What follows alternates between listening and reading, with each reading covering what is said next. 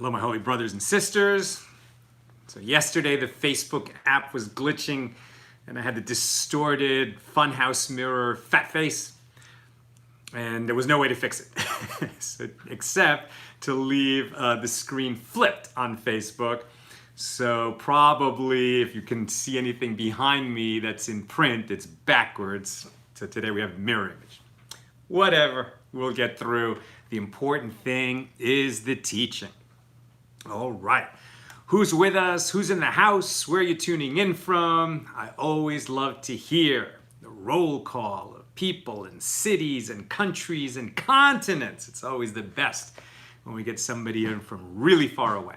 So who's with us? Patsy White is the first to answer. All right. Oh, do I have to turn that off? Hopefully it won't disturb us too much. Okay. Annie's in from Michigan, Yehudit from South Carolina, Mark from Columbia, Maryland. We are holding in the second tractate of the Talmud. We're in Shabbos. Yesterday we completed chapter 3 and began chapter 4, so we're still studying, learning the first Mishnah of chapter 4. And the general topic, we know that we can't cook on Shabbos. So having made hot food, and we're not going to eat it right when Shabbos begins, let's say it's in the winter, Shabbos starts real early, we're going to eat hours later. How do we keep that food warm? So there are different ways. I mean, these days we use a blech, but in the old days they had, not so much technology. They didn't have the electric hot plate that could perfectly regulate the temperature. Remember that if we keep food or if we heat food on Shabbos, but to a lower temperature than something hot enough that we would recoil from the touch, so then that's okay. But if we're just going to insulate the food, you would think, okay, so insulate the food, you're just keeping the heat inside, you could do anything you want.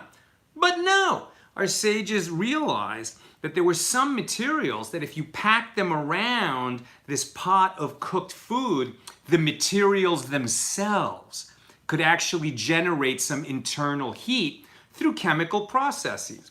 And so if you insulated the pot with manure, first of all, that sounds disgusting and you wouldn't want to do that. But even if you could, obviously separate what's outside the pot from what's inside the pot, apparently manure, when it's compressed, generates heat inside. It's a fermentation process. Likewise, if you took the residue from the olive press and some other materials like that. So that's what we're studying. We're on page 48 of Tractate Shabbos, 4th chapter, 1st Mishnah.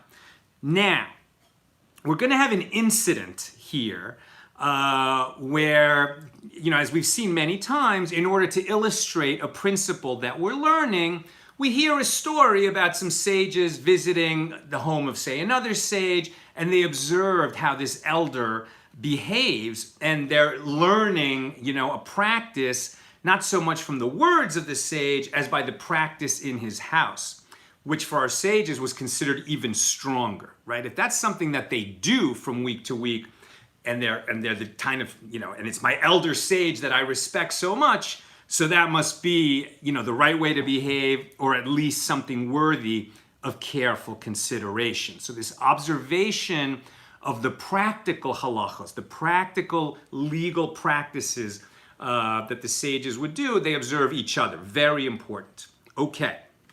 So in this incident, we have these buddies in Babylonia, right? So there's two great centers of Jewish life and Jewish study. As far as the sages are concerned, it's the Jewish study that matters so much to them.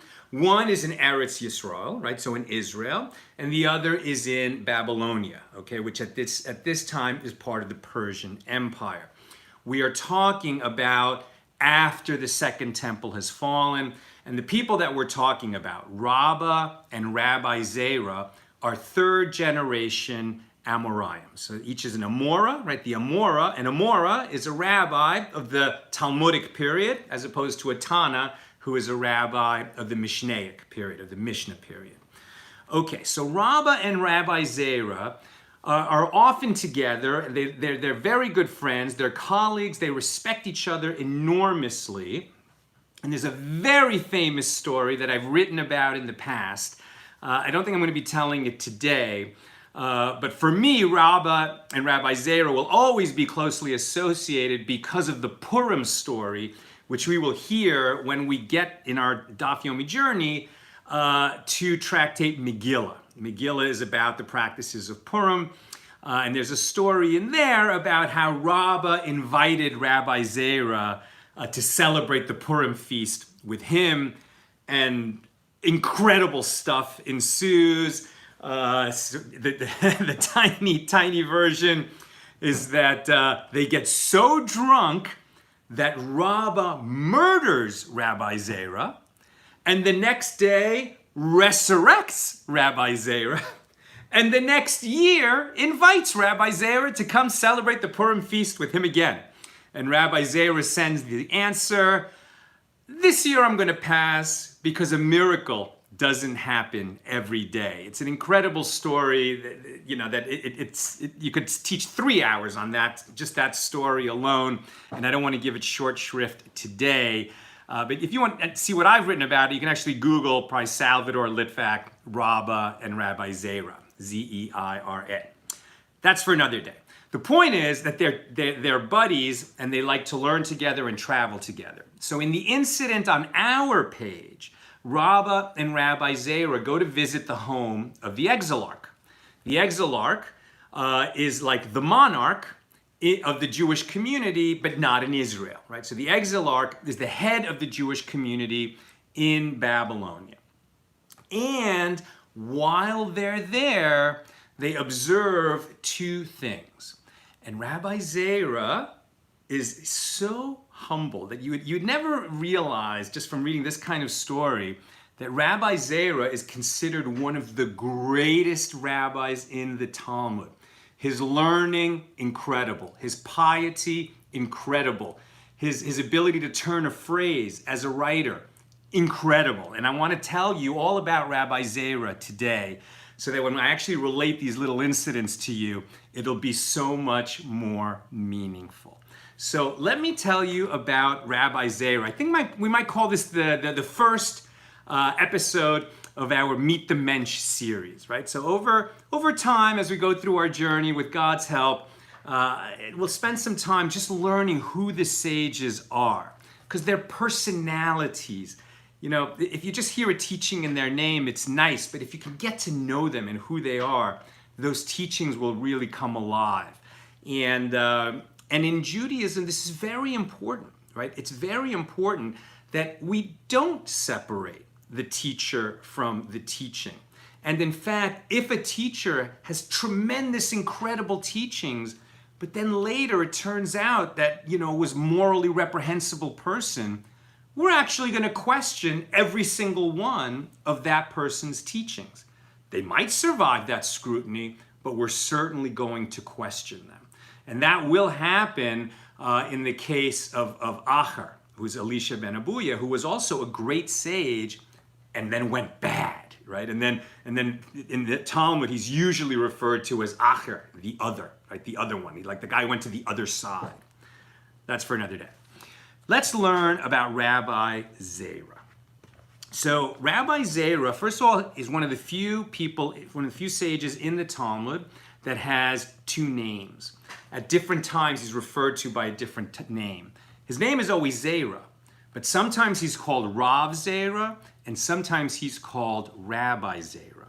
Now, this can be a little bit confusing because generally today, sort of modern world, a lot of people can be rabbi. When you're called Rav, right, like Rav Zeira, usually it's a higher honorific now in our time because he's the Rav of a community. He's the person who gives rulings in a community, the one you go to with questions about how you should behave, the great teacher in a community. So the great Rabbi Soloveitchik was called the Rav, right, the Rav Soloveitchik. But in ancient times, it was a little different. So Rav was simply what, the typical, not typical, but a great learned scholar and sage, once he's acknowledged to be a great Torah scholar in the Babylonian community, so he would be called Rav, right? So at that point, he becomes Rav Zeira. but a lot of people share that title. He always had an urge, a yearning to go up to Israel or to go west to Israel, to live on the Holy Land.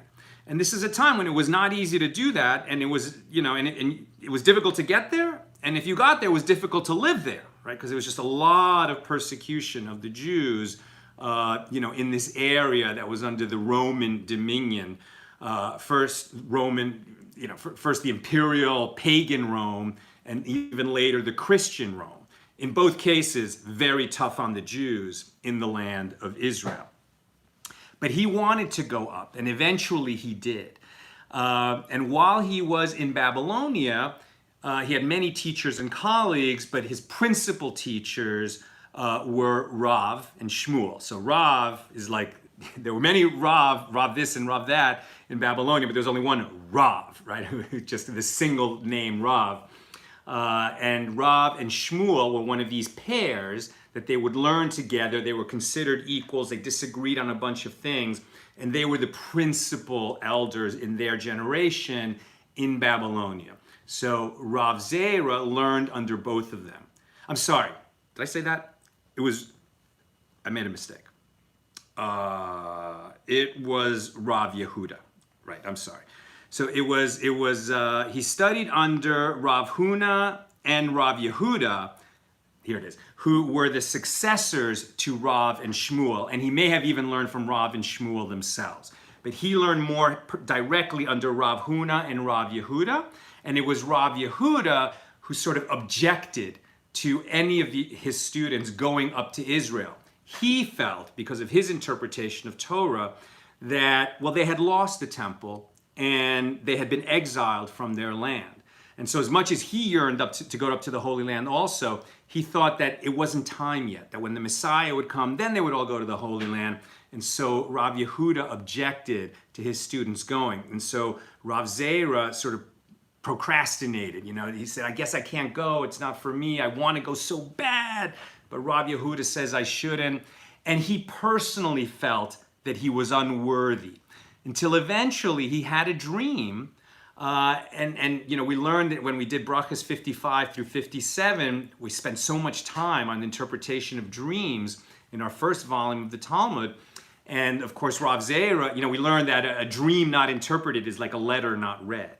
And Rav Zeira wasn't going to miss that opportunity. And this dream was so powerful, and it convinced him that he was pure enough. He was worthy enough to go up to the Holy Land. And so then he finally went. He was so excited to get to the Holy Land that when the time came to cross the Jordan River and there was no ferry available and didn't seem like there was going to be one for hours and hours, he said, well, you know what? I see over there that there's a crossing. And the crossing that he was looking at to get into Israel was like a thin plank bridge. You can't even call it a bridge. It was like planks of wood strung together, very rickety, with a rope above them. And you kind of just like balance and bob and weave along this little tiny plank bridge, holding onto this rope and praying for your dear life that there isn't some kind of sudden surge in the river that'll carry you away. And as he was doing this, somebody who was just sitting there by the river looked at him and said, a non-Jew, and said, you Jews are ridiculous. Like, what's wrong with you? The ferry will be back. You're risking your life to get across this river because you can't just wait a little while till the ferry comes back? What's wrong with you? And Rav Zeira answered, I'm about to enter the Holy Land of Israel. Even Moses and his brother Aaron did not merit to enter the Holy Land in all their lives. And now that I have a chance, shall I delay? So it was that kind of, he's a great man. He's a revered scholar at that time. You might think it's beneath his dignity to cross this rickety plank bridge, but he was so excited to get across that he wasn't going to wait, and he gave this very humble answer, shall I delay? Once he came into Israel, he ended up becoming a student. The big leaders of the generation in Israel were Rabbi Yochanan and Reish Lakish, a famous pair of friends who were the leaders of that generation in Israel. Rabbi Yochanan was a somewhat large man, but incredibly beautiful of face, so handsome that he was beautiful. And his dear, dear friend was Reish Lakish, who had spent time as a young man as a real, how shall I term? I mean, he was a bandit. He was living outside the law, living a crazy and dissolute life. But Rabbi Yochanan could recognize in this man that he was a brilliant scholar and student with tremendous potential. And he actually reached out to him and eventually sort of brought him under the wings of the Shekhinah and gave him an education. And he was right. Rabbi Yochanan was absolutely right in seeing all this potential in Reish Lakish. And the two of them became great, great friends and study partners, the lead sages of their generation. So Rav Zeira studied under them and eventually was granted the title rabbi. And then he became Rabbi Zeira.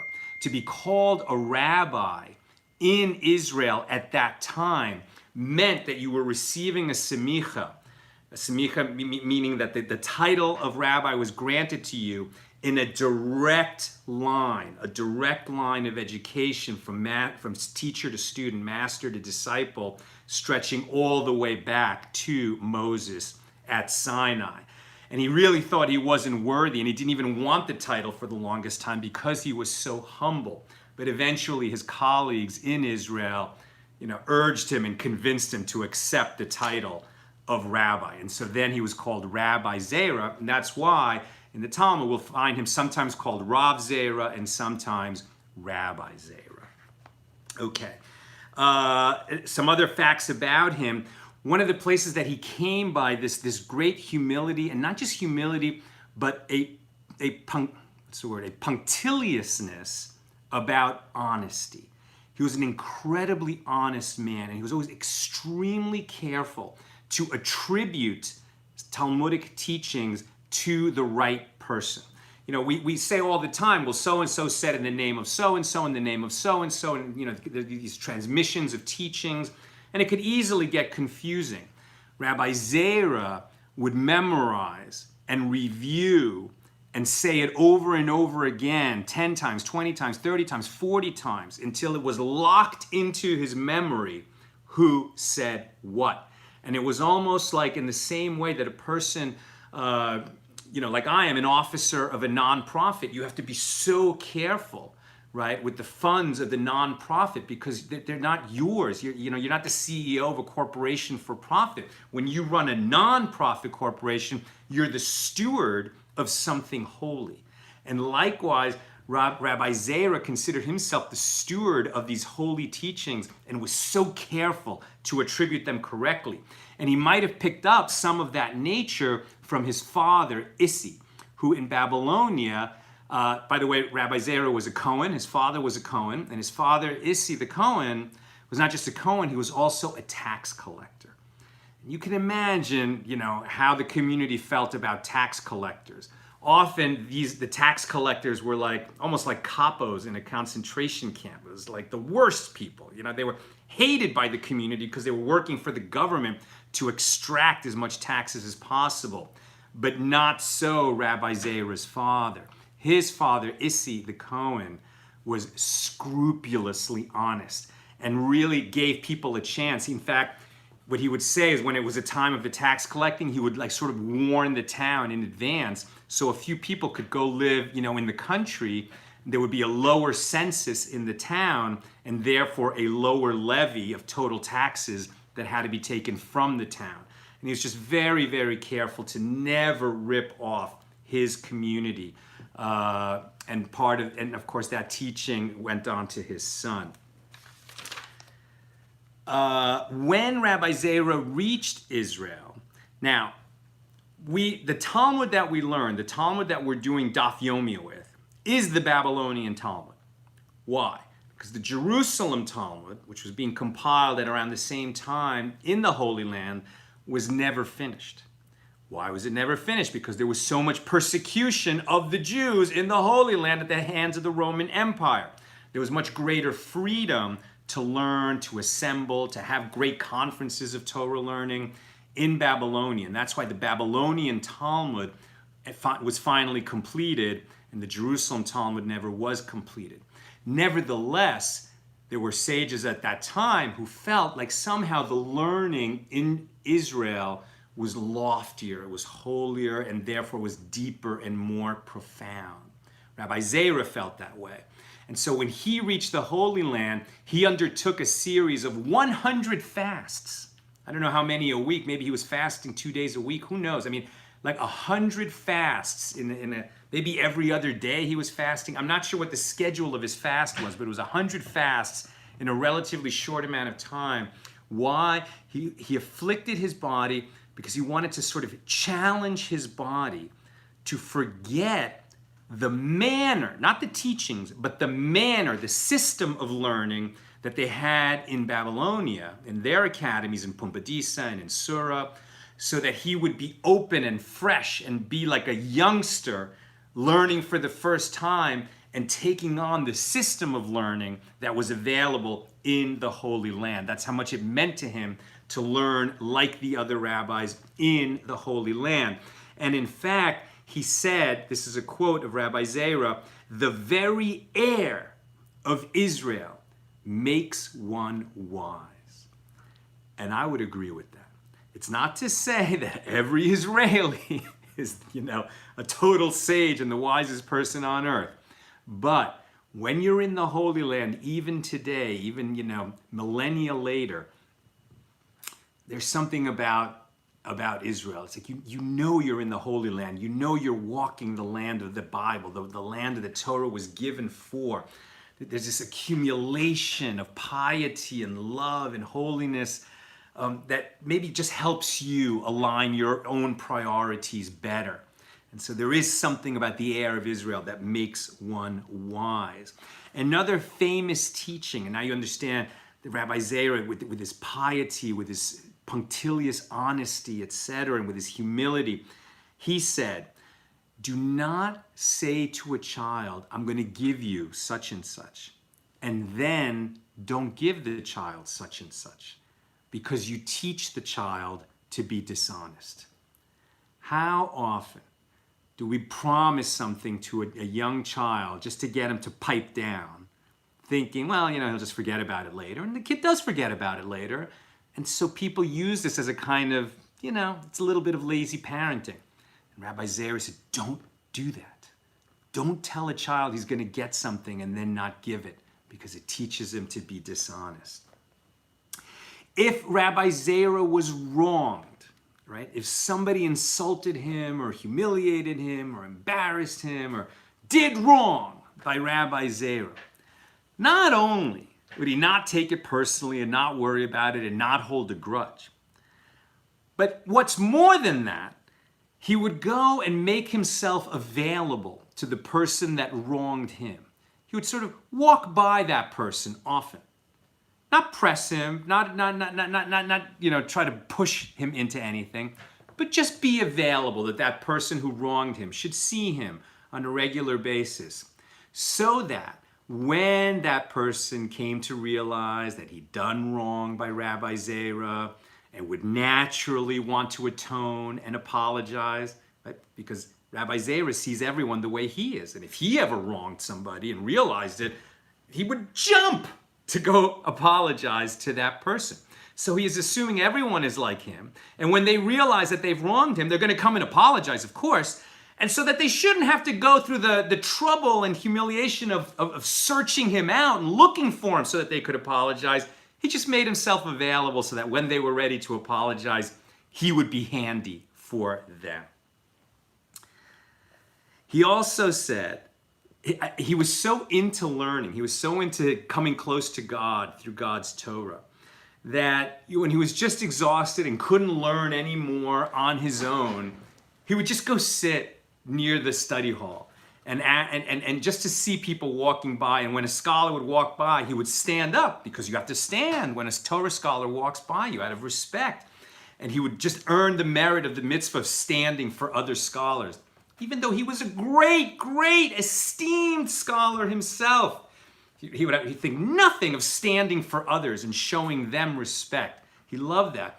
And he also said that, it's not given to us to understand every teaching. Some teachings we're just not going to understand.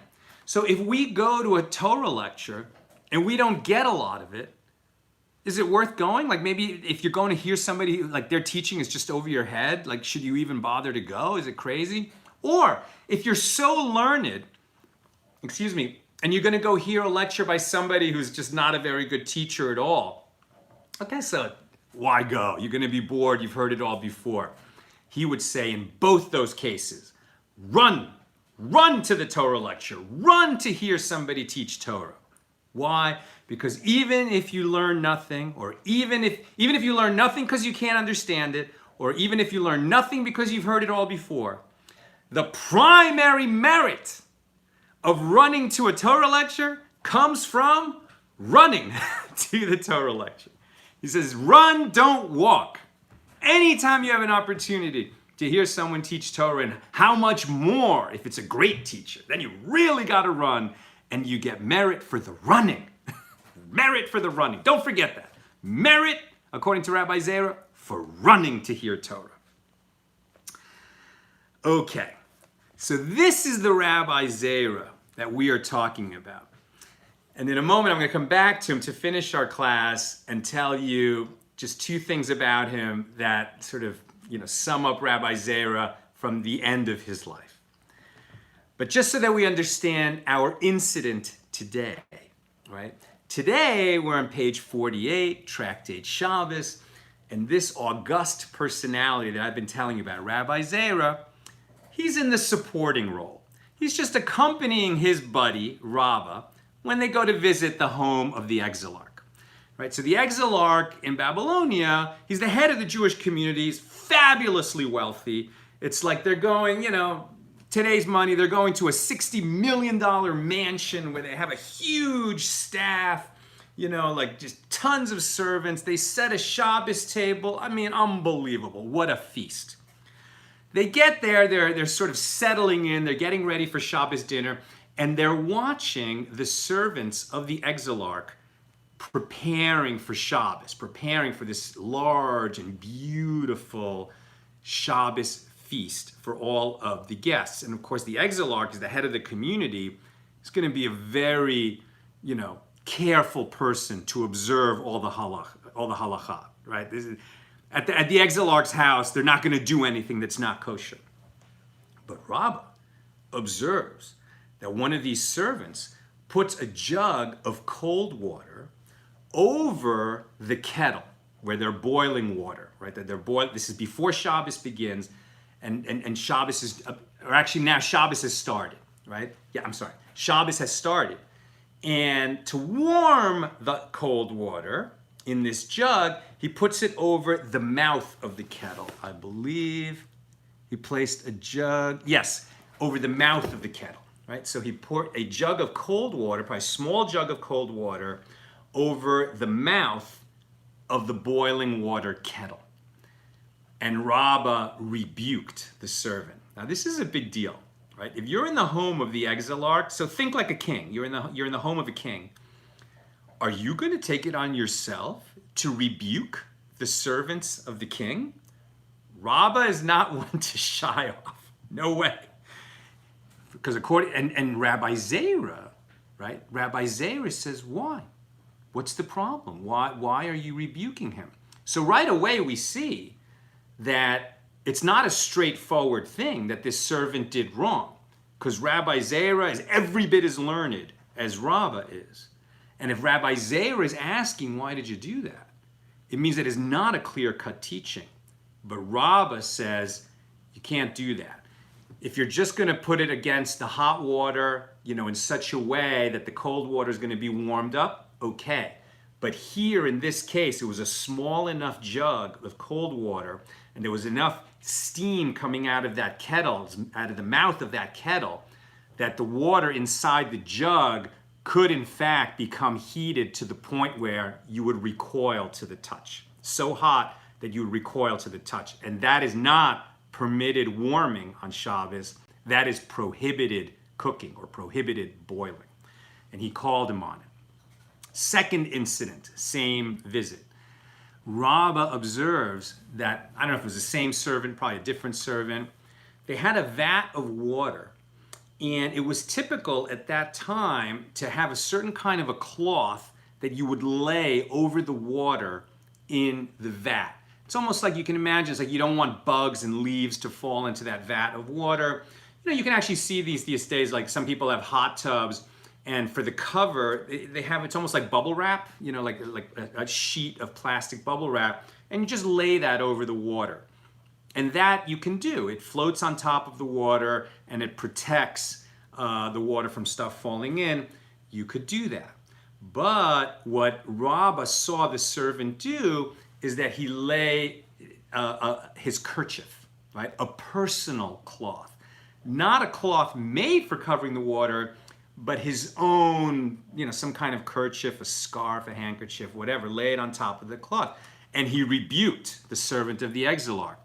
And again, Rabbi Zeira said, what's the problem? Why are you rebuking him? And Rabba said, now see. Right? So Rabba is saying what he's done so far, that's not a problem. That could possibly be permitted. But as we learn elsewhere in the Talmud, who is wise? One who sees the outcome of things. What did Rabba predict? And accurately, he predicted that because it was his personal cloth, he later came back, took the cloth, and before returning it to his pocket, since it was wet, without even thinking about it, because if he thought about it, he would have known better, the servant would have known better, but because he didn't think about it, he just kind of crushed it like that, took the cloth, crushed it in his hands, and squeezed water out of it. And that you cannot do on Shabbos. Squeezing liquid out of a cloth is called wringing, W-R-I-N-G-I-N-G, right? Wringing out, like the way we wring out a towel. You can't do that on Shabbos because it's one of the forbidden labors that we used in, how do we define the forbidden labors of Shabbos? It was all of the work that was necessary to construct the tabernacle when we were wandering in the desert for 40 years, right? The tabernacle in the desert, all of the labors necessary to build it are the prohibited labors on Shabbos. We learned that in the Torah because while they were building the Mishkan, the tabernacle, God said, and you shall stop and observe Shabbos. Right as that teaching was given about how to put up the tabernacle, God said, and you shall observe Shabbos. And from that we learned that all these labors are forbidden on Shabbos. And one of them, because the tabernacle was incredibly beautiful and it was dyed different colors, there were different textiles and cloths and clothing and curtains and banners around the tabernacle that were dyed beautiful colors, and part of achieving those colors was wringing the dye out of the cloth. So you cannot wring out a wet cloth on Shabbos. And Rabba accurately predicted that this fellow would do that. So as we see, Rabbi Zeira, in this particular story, he's just a supporting character. He's just a guy along for the ride so that we can learn the teaching from Rabba. And another day we'll do a Meet the Mensch with Rabba, who is plenty amazing in himself. But now let's finish up our learning about Rabbi Zeira with two incidents from the end of his life. Near the end of his life, and he lived to be very old, near the end of his life, Rabbi Zeira's students asked him why he merited to live so long. And he offered numerous reasons, among them, in all my days. Now, my friends, what did I start by saying? Right? That we learn even more from the example of a sage sometimes than we learn from what comes out of his mouth, right? From the way he lives.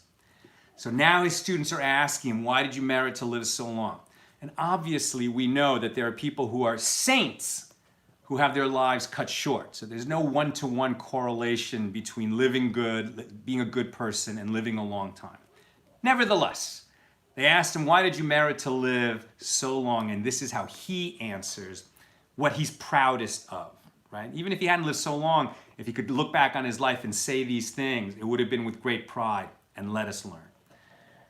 Why did you live so long? He offered numerous reasons, among them, quote, in all my days, I never showed anger in my home. I can't make that claim. I aspire to it. Imagine if even when people disagreed with us or did what we don't like, even our kids, when they're being ridiculous, if we dealt with it without anger. Imagine if we could be like Rabbi Zeira in that. Nor did I ever walk in front of someone greater than me. And as we've learned about him, this guy was so humble that it's almost like you just know he would assume that everybody's greater than him, and he would just never put on airs. Nor did I ever walk so much as 4 amos, 4 cubits, without learning Torah or wearing tefillin. Right? I mean, he just viewed his whole life as an opportunity to do God's will and to learn about God's will and to teach God's will. Nor did I ever sleep in the study hall. I mean, this one's hard to believe. Somebody who's learning, 15 to 20 hours a day, every day, all his life, never dozes off. But that was the challenge he set for himself. So I never slept in the study hall, even to doze, nor did I ever rejoice when my fellow blundered. Can all of us say that? Especially for somebody who's involved professionally all his life for decades in argumentation. What they're always doing, these sages, is arguing with each other passionately, lovingly, figuring out, right, what is God's will for every aspect of our lives. And never once when somebody was wrong, like the person he's arguing with, and so they turn out to be wrong, so he turns out to be right, and he never rejoices that somebody else is wrong. Nor, and this is the last one, did I ever call my fellow by a nickname. I mean, it's something that we've seen, Nina and I, in our growth as observant Jews, that as you sort of get into communities, that are really like religious and communities of people that are really aspiring to do the right thing. That they also, as you get into these communities, you see that there's a formality to them, right? No, they don't call each other by nicknames, right? And even good friends will say Mr. or Rabbi or Mrs. Whatever title is available, they'll use it. And this mutual esteem, showing people every possible respect that they could, and therefore not assuming any kind of familiarity when they could show greater respect by using the person's honorific. Something I aspire to do as well. And finally, after Rabbi Zeira died and was buried, there was a group of ruffians in Rabbi Zeira's neighborhood. Ruffians, right? Like a street gang. There was a group of ruffians in Rabbi Zeira's neighborhood whom Rabbi Zeira befriended so that they might better their ways. The other sages, however, did not approve of this practice of Rabbi Zeira, because he was wasting his time on these uneducated, illiterate, semi or full-fledged criminals. Right? When Rabbi Zeira passed away, the ruffians said, "Until now, Rabbi Zeira prayed for mercy on our behalf from heaven. Now that he is gone, who will pray for us?" As a result, the group of ruffians took this to heart and repented. They changed their ways. They were inspired by the kindness that this great sage of Israel showed to them on a regular basis. Not enough to atone and change their ways while he was alive, but when he was gone, they took it to heart, realized they didn't have their great friend to pray for them anymore, and repented and made the change in honor of his memory. Imagine to have such an effect on the people around you. May we all merit to be as loving with our fellow humans, to be as desirous of learning as Rabbi Zeira was, to be as humble, to be as overjoyed in learning something new, to be as respectful to our fellow men, to be as so strong like him that he could just, not become angry when people embarrassed or humiliated him. It wasn't worth getting angry about. And because of that, his relationships were just at such a higher level. And the love that he received and gave, may we all merit to learn something and be something like Rabbi Zeira. All right, I'll check the comments here. See if there's something I should pay attention to. If you have a question, this is the time to ask it. Joyce Nowak, other way around, Reish Lakish was the beauty. No. Reish Lakish was handsome, I think. No, but it was Rabbi Yochanan who was the very beautiful one, who in fact, he would park himself outside the mikvah, the women's mikvah, not so that he could see or interact with people, but because women liked it, that they would see his beautiful face before going home to their husbands, and they thought it would, somehow help them to have children as beautiful outside and in as Rabbi Yochanan. And so yes, but Reish Lakish married Rabbi Yochanan's sister, so that's another friendship there.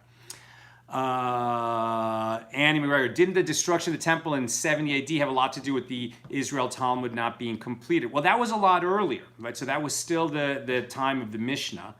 And the Mishnah wasn't completed until about the year 200. And the Mishnah was completed, right? And so then it's the two Talmuds become a commentary on the Mishnah. And it's, the Babylonian Talmud is probably completed by around the year 500. And the Jerusalem Talmud, they worked at it even longer than that, but it was never finished. Never finished. How much does Brandon says, how much does the Babylonian Talmud overlap the Jerusalem Talmud? Quite a bit certainly. And if they had an internet, it would have been a lot more. But because the contact was much more difficult and they really relied on those few people like Ula who would travel back and forth between the two places, it was kind of like a parallel growth. And so there are some differences, some important differences. And there are some subjects that have a tractate in the Babylonian Talmud and don't have one in the Yerushalmi, and vice versa. But the the Jerusalem Talmud is quite a bit shorter than the Babylonian Talmud. Okay, and was there something else? What was that? Thank you so much for this opportunity to learn, says Melissa Beineman, when there are so few opportunities to study, especially together under these circumstances. And my friends, as I mentioned yesterday, we're doing the first Accidental Talmudist Forum Zoom forum on Sunday at noon Pacific, 3 o'clock Eastern. The meeting room ID, it went out in the email today. If you're not on the email list, you should sign up for the email list. You can go to accidentaltalmudist.org and sign up for the email. But it's also posted in the Accidental Talmudist Forum group on Facebook. Either way, you can find the post and get the meeting room ID. And we would love to see you in the Zoom forum this Sunday so we can actually see each other face to face. And at this point, you guys must be sick of me. You see me and hear me all the time. I want to see you and hear you. All right, so this is an opportunity. Don't be a lurker. Come to the Zoom forum. Have the camera on. Let us see you. Let's all say hello. We'll have a l'chaim together. And, no agenda other than getting to know each other a little bit better. Okay. And that's what I've got for today. My holy brothers and sisters, great to be learning with you.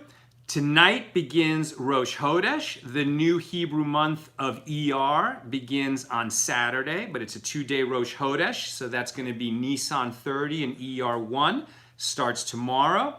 So we celebrate Rosh Chodesh tomorrow, Friday morning, and it's my plan to go live with my talis and tefillin on, like I did last month, and do a reading of the Psalms of Hallel. So watch for that tomorrow morning.